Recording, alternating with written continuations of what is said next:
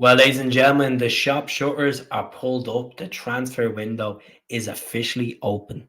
Now, it feels like it's been open in our heads for the last 5 weeks.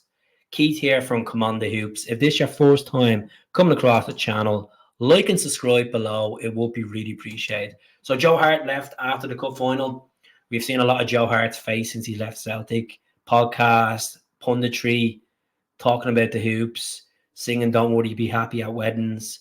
And this is a guy that we do have to, fill his boots, get a decent keeper in that can come in and lead Celtic to titles in the Champions League and a treble as well. And there's two keepers I want to talk about today.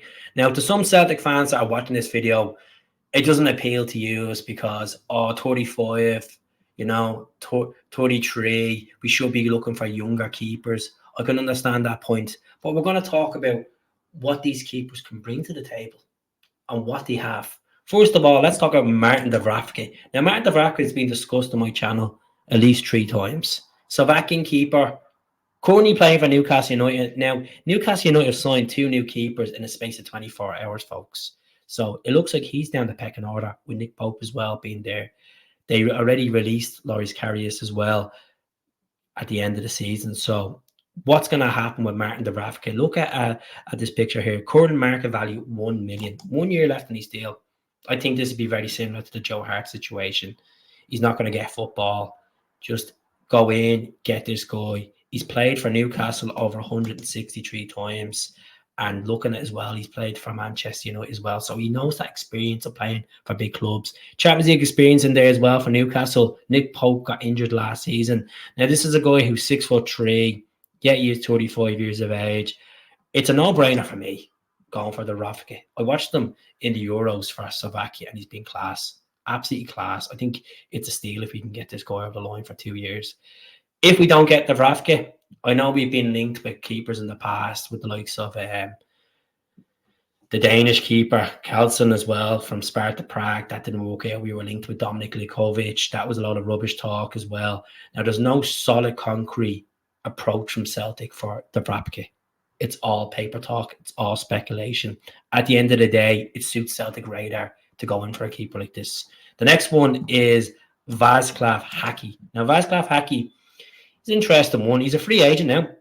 He helped Ipswich Town get promoted from the Championship into the Premier League. He was offered an extension, 33 years of age, 6'4", and he turned it down. So he's a free agent. This is a guy that's actually lived in Glasgow. Played for St. Mirren as well, 59 times for St. Mirren. And it is an interesting one. I would go for this guy. I think he'd be in our wage bracket. I think getting him back up the road to Scotland. He's never been capped for Czech Republic, though. That's the only thing about Vaclav Hladky. But, at the end of the day, why not? Why not? So the difference is one is 1 inch taller than the other. The other one is 2 years older, which the Dubravka is older than Vaclav. So let me know what you think. Do you think should we go in for someone else? At the end of the day, it's going to be a matter of time when Seacrest is going to leave Celtic. I had high hopes about Seacrest 3 years ago before we signed Joe Hart. I thought Seacrest would have been the oil deal keeper to bring in, and he did bring him in when he played a handful of games, and his love life is more important than his work life at this moment of time. And look, we see what happened with Carl Starfelt. Jump shipped to Vigo, and then there's talk of him he wants to come back and play for Celtic one day. I don't buy into it, folks. I honestly don't buy into it. This transfer window, if we don't have a keeper in within the next 3 weeks, when we're in America playing against the likes of Man City and Chelsea, and we don't have a keeper to meddle into that team, because the season's 5 weeks away, folks.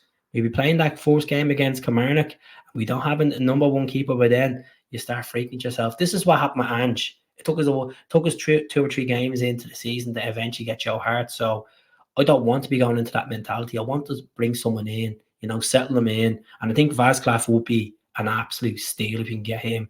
As I said, he's a free agent, decent wage. If not, put all in for Dubravka. Why not? So let me know in the comments what you think. Do you think I'm talking rubbish, or do you agree with me? Comment below, it's crucial.